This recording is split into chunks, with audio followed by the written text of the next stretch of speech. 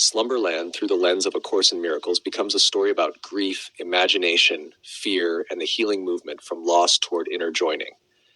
At first glance, Slumberland looks whimsical and dreamlike. But underneath the fantasy imagery is a deeper question.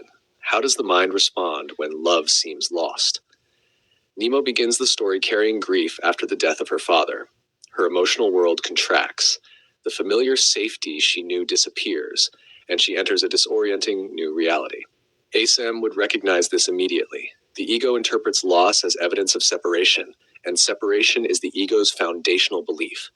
The movie externalizes Nemo's inner state through dream worlds. Slumberland itself becomes a symbolic psychic landscape where fears, longings, memories, and possibilities take form. Very ACIM-like. The Course repeatedly teaches that perception is not neutral. The mind projects meaning onto experience, and inner states shape the world that seems to be perceived.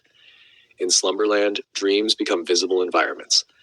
That resembles the ACIM idea that the world itself reflects the contents of mind. Fear creates one world, love reveals another interpretation of the same appearances. Then there is Flip. Flip is chaotic, evasive, theatrical, rebellious, and emotionally defended beneath humor. He resembles the ego in many ways. Constantly distracting, avoiding vulnerability, turning pain into performance, escaping stillness through stimulation. But he also carries hidden guilt and unresolved grief. That matters. ACIM often points out that beneath ego theatrics is fear, and beneath fear is the longing for love. Flip appears free, but much of his behavior is actually avoidance. The ego often mistakes avoidance for freedom. Then there's the Pearl Quest. Nemo believes obtaining the magical pearl will restore what was lost externally. This parallels the ego's search for salvation through form. If I can just get this one thing, undo this event, bring back what's missing. ACIM gently redirects this impulse. The healing of grief does not come through controlling external form. It comes through reinterpretation of relationship itself. The Course does not deny the pain of attachment and loss psychologically, but it asks whether love is truly destroyed by changes in form. That is the deeper movement in Slumberland too. Nemo's journey slowly transforms from trying to recover the past into learning how love remains present differently. The dream worlds themselves are fascinating symbolically. Some are beautiful, some terrifying, some absurd. Like ACIM's description of perception, the dreamscape shifts according to emotional content and belief structures. Fear manifests monsters. Longing manifests fantasies. Memory reshapes experience. And importantly, dreams in the movie are participatory. The dreamer affects the world.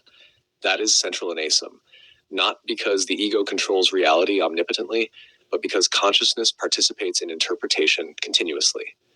Another major overlap. Fear thrives in avoidance. The nightmare resembles unresolved fear and guilt pursuing the dreamer through distorted form. ACIM would say what is resisted unconsciously often returns symbolically in perception, not as punishment, as invitation. Healing requires facing what the ego wants to outrun, and the movie understands something psychologically true. Grief and fear distort perception.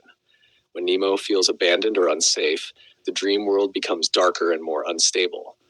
But when trust and connection emerge, the landscape softens. That mirrors ACIM forgiveness. The external scene may remain similar, yet the meaning changes entirely through reinterpretation. There's also a beautiful ACIM-like thread around companionship.